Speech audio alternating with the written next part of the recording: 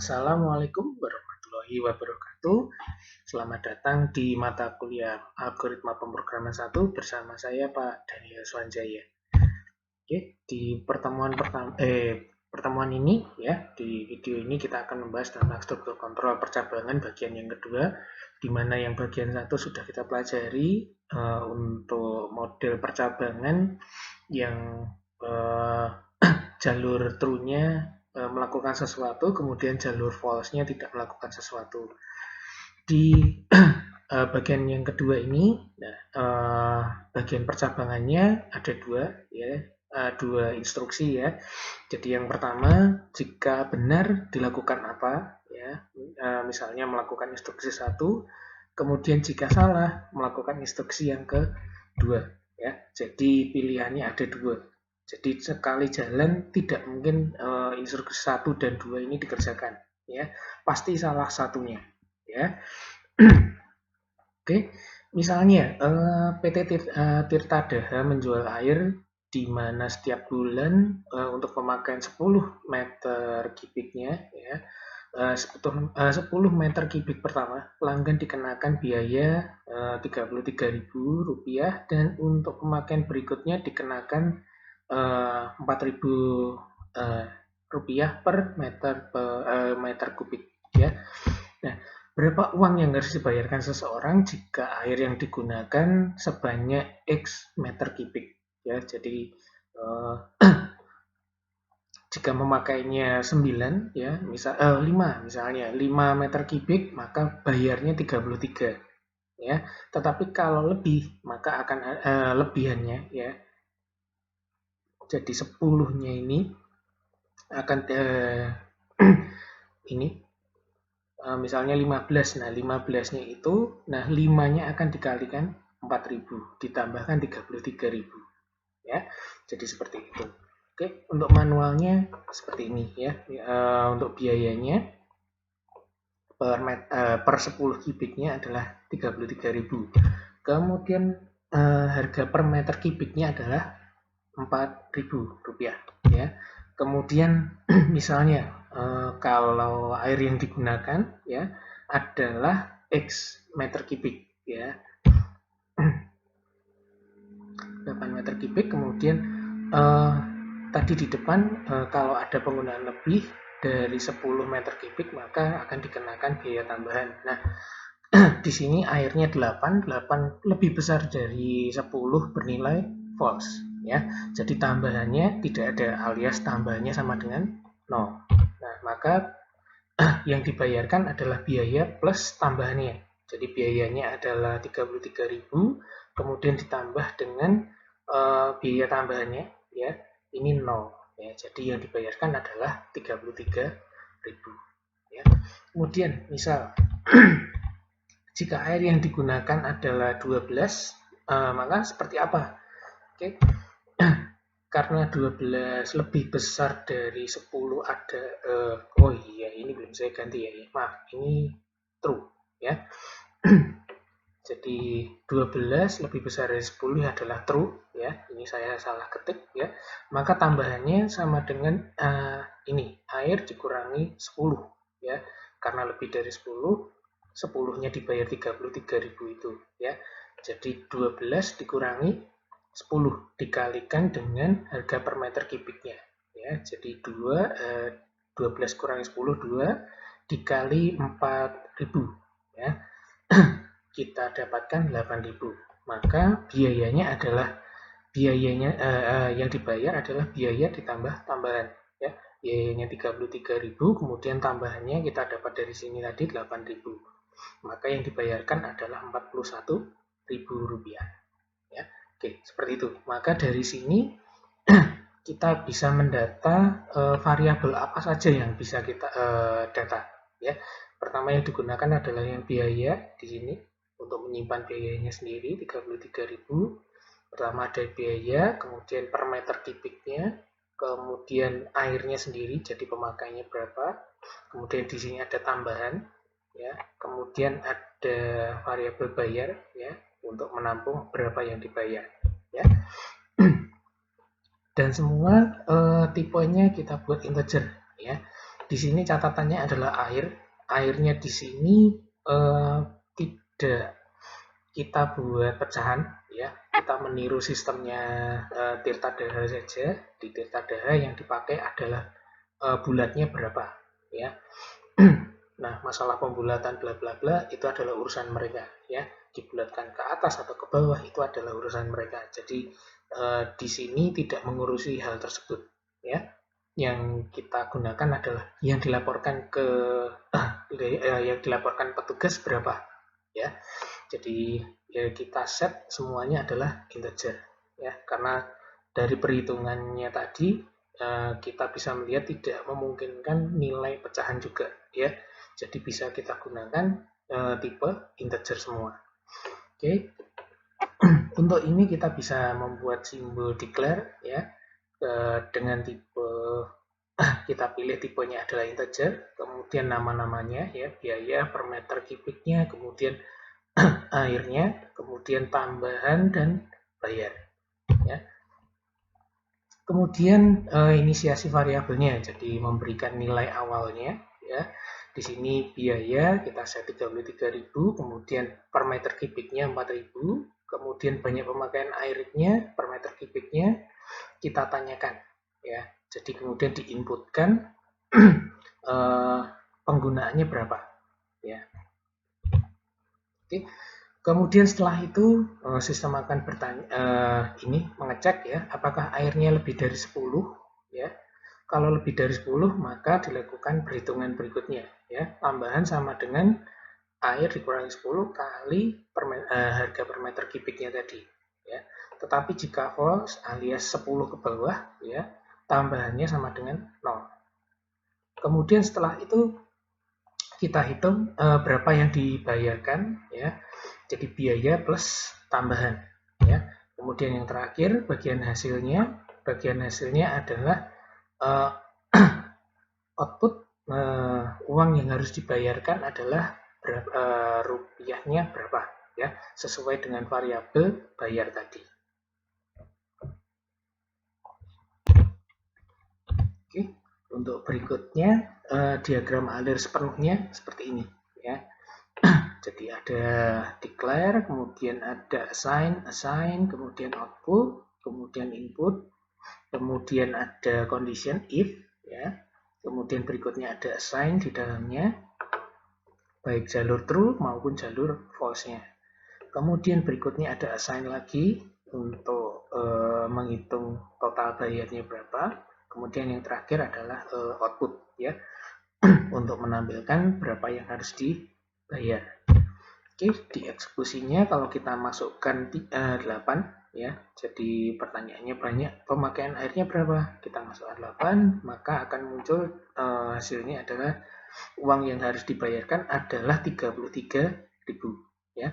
Tetapi kalau kita inputkan 12, maka akan muncul uang yang harus dibayarkan adalah 41.000, ya. Oke, seperti itu. Di contoh kedua, ya. Di contoh kedua ini contoh kasusnya adalah parkir mahasiswa UNP Kediri, ya, dengan menggunakan tiket parkir otomatis, di mana plat nomor dibaca secara ganjil, secara otomatis, ya, oleh sistem via kamera. Nah, setelah dibaca oleh kamera, plat nomor ganjil akan dikenali dulu, ya, plat nomornya apakah ganjil atau genap, ya. Yang ganjil akan dikenai biaya parkir sebanyak 2.000 jika tanggal, ya, parkir di tanggal genap, ya. Misalnya ini plat nomornya adalah 1111, ya. Itu adalah ganjil. Nah, tetapi parkirnya di tanggal genap, misalnya di tanggal 10. Nah, seperti itu akan yang dengan plat nomor 111 tadi akan dikenai biaya parkir Rp2.000. Nah, tetapi akan gratis jika parkir di tanggal ganjil, ya. Jika dia plat nomornya tadi 111, dia datang ke kampus tanggal 23 misalnya, tanggal 23, maka dia akan gratis parkirnya, ya. Dan demikian pula untuk plat nomor genap. ya. Jadi kalau genap, plat nomor genap, parkir di tangga ganjil dia akan kena biaya parkir, ya. Tetapi kalau dia plat nomor genap kemudian parkir di tangga genap, maka dia akan tidak dikenai biaya atau alias gratis, ya. Oke. Jika pada tanggal T seorang mahasiswa menggunakan motor dengan plat P, ya, digit saja tanpa kode kota ataupun kode belakangnya, ya, maka berapa yang harus dibayar, ya. Misalnya tanggalnya adalah tanggal 11, kemudian plat nomornya adalah 1234, ya. Berarti di sini tanggalnya adalah ganjil, ya, kemudian nomornya adalah genap, ya. Maka kita bisa dapatkan keterangan tanggalnya ini adalah ganjil, kemudian keterangan plat nomornya adalah 1234, ini adalah genap, ya. Nah, karena di sini keterangan sama dengan keterangan nomor alias ganjil sama dengan genap itu bernilai false, ya, maka harus membayar 2.000 rupiah, ya. Karena tidak sama, ya. Misalnya yang kedua tanggal 11, nah plat nomornya adalah 1221, ya. Keterangannya tanggalnya masih sama, ya, tanggal 11 adalah ganjil, kemudian keterangan nomornya 1221 ini adalah ganjil, ya. Nah, di sini karena ganjil sama dengan ganjil bernilai true, nah maka bayarnya sama dengan 0, ya. Oke, seperti itu. Jadi yang diperlukan adalah variabel-variabel ini saja. Ada tanggal, nomor, kemudian keterangan tanggal, keterangan nomor, kemudian bayarnya berapa, ya. Jadi kita bisa deklarasikan 5 variabel, ya. Tipenya adalah untuk tanggal, nomor, dan bayar ini adalah integer, ya, karena menyimpan numerik. Kemudian keterangan tanggal dan keterangan nomor, ya, kita gunakan string karena menyimpan teks ganjil genap, ya. Maka kita membuat di logaritmnya dengan cara seperti ini, ya. Oke, di simbol declare pertama ini untuk yang variabel tipe data integer, ya, integer.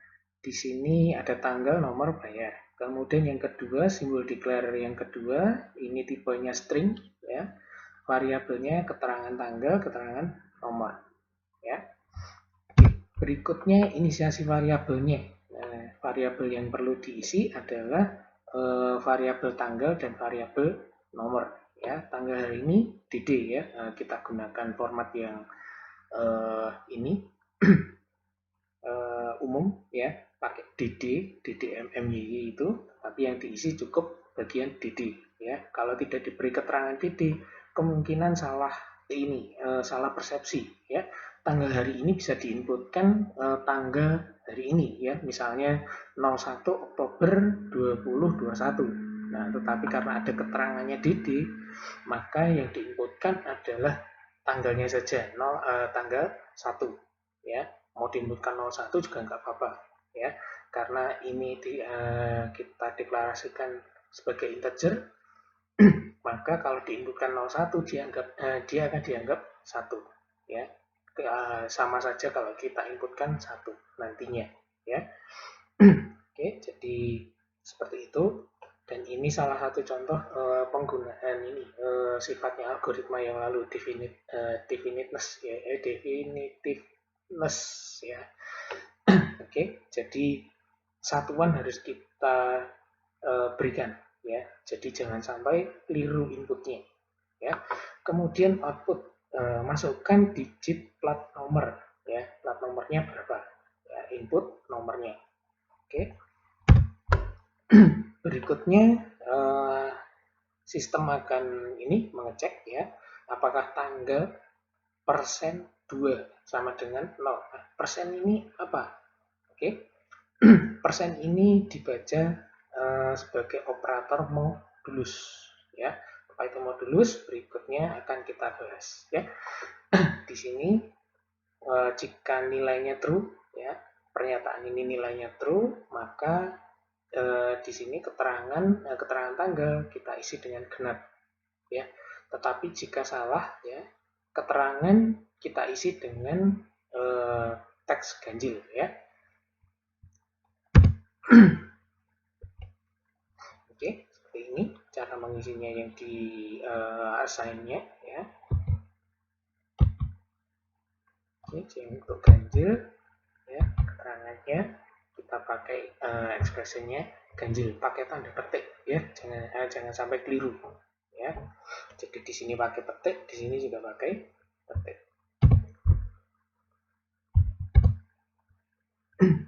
Oke, kenapa harus diberi petik ya?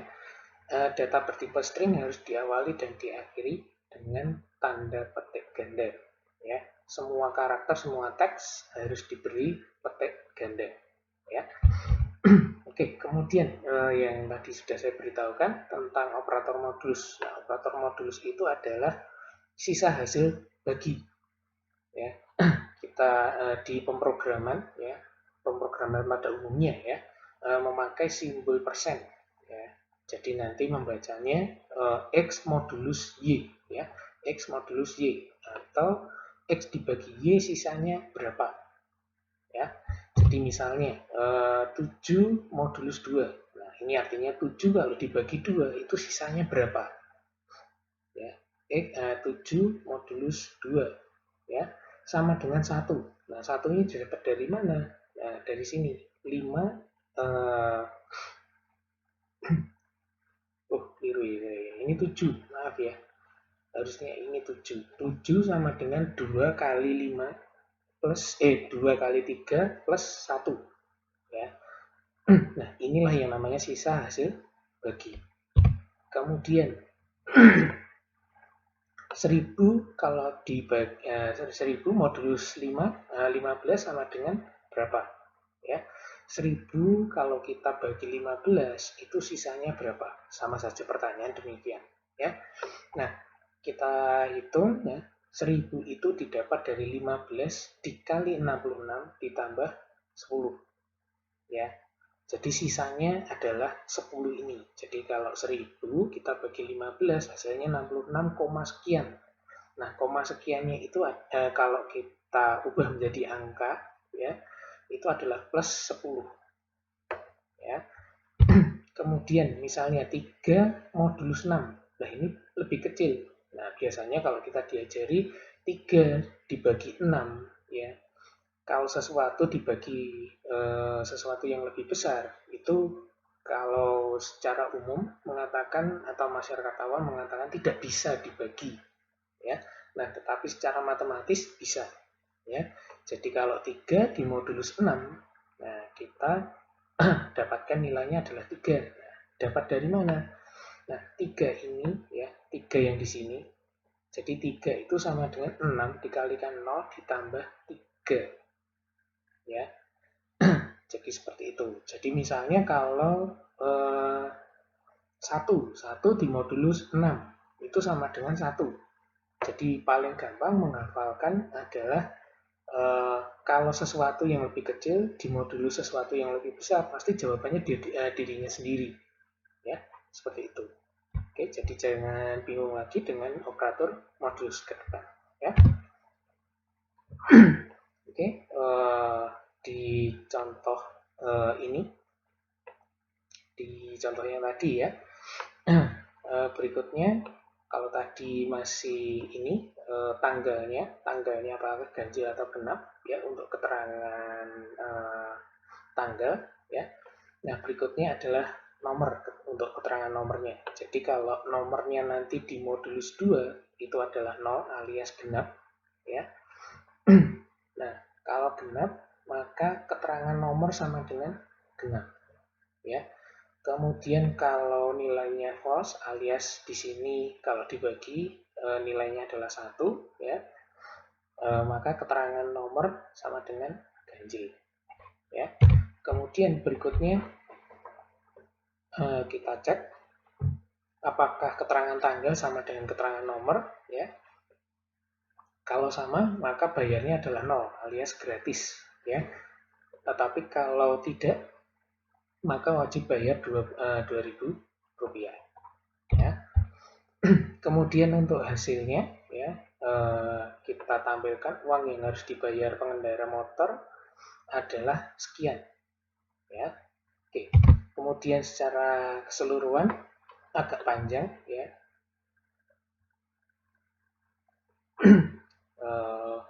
Di sini ada declare 2, ya, declare integer sama declare string, kemudian output, ya, kemudian input, kemudian output, kemudian input lagi, ya. Kemudian di sini ada if, nah kemudian dua cabangnya diberi assign, ya. Kemudian selanjutnya ada if lagi, ya. Setelah if ini kemudian di dalamnya diberi dua assign juga, ya. Setelah itu ada if lagi, di dalamnya juga ada dua assign, ya, untuk yang jalur true dan false. Nah, setelah itu berikutnya adalah output, ya. Oke, seperti itu untuk diagram akhirnya, ya. Kemarin sempat ada yang bertanya, Pak, kalau dibuat menyamping apakah bisa, Pak, supaya tidak memanjang ke bawah? Tidak, ya. Jawabannya tidak bisa, ya. Dari flow algorithm, dia sistemnya adalah dari atas ke bawah, jadi tidak bisa ditekuk-tekuk, nggak bisa, ya. Kita rubah ke kiri ke kanan pun juga nggak bisa, dia default seperti itu, ya. Jadi semuanya akan memanjang dari main sampai end itu dari atas ke bawah, jadi tidak mungkin diagramnya ke kiri ke kanan itu nggak ada, ya. Oke, kemudian kalau kita eksekusi, ya, untuk tanggal hari ini kita inputkan 11, kemudian masukkan plot nomornya, kita inputkan 1, 2, 3, 4, nah, maka outputnya adalah uang yang harus dibayar pengendara 2.000, ya. Ini akibat dari keterangan tanggal dan keterangan ini nomornya berbeda, ya, maka harus bayar. Nah, kemudian yang untuk yang kedua, kalau tanggalnya kita inputkan 11, kemudian digit plat nomornya kita inputkan 1, 2, 2, 1, ya, maka uang yang harus dibayar pengendara adalah 0 rupiah, ya. Jadi 0 ini didapat karena di sini keterangan nomor dan keterangan tanggal dan keterangan nomor sama, ya, sama-sama ganjil di sini, ya. Oke, seperti itu. Untuk latihannya pada video ini, ya, misalnya Pak Karno hendak merekrut karyawan melalui tes tertulis, ya, bidang matematika, pengetahuan umum, dan bahasa Indonesia, ya. Dan masing-masing berbobot 25%, 35%, dan 40%, ya. 25 untuk matematika, 35% untuk pengetahuan umum, kemudian 40% untuk bahasa Indonesia. Untuk domain nilai, jadi yang nilai yang bisa digunakan adalah antara 0 hingga 100. Jadi nanti ketika tes, kalian menggunakan ring nilai antara ini, ya. Jadi bisa 0, bisa 100, atau 50, atau 75, atau berapa, ya. Yang tidak bisa kita gunakan, ya, dengan catatan user harus tahu saja, ya. Jadi tidak boleh user menginputkan angka 101, ya, tetapi tidak usah diperdulikan tentang bagaimana ngeceknya, ya. Itu nanti setelah kalian mengerti tentang perulangan nanti, ya. Untuk saat ini hanya kita terapkan saja pengetahuan dari untuk user, ya, 0 hingga 100, ya. Kemudian jika total semua bidang lebih dari 70, maka karyawan tersebut diterima. Dan jika kurang dari 70, ya, kurang dari sama dengan 70, ya, maka keterangannya adalah karyawan tersebut ditolak, ya. Jadi tidak diterima, ya. Misalnya ada yang matematikanya 90, tapi pengetahuan umumnya 65, bahasa Indonesianya juga 60, ya.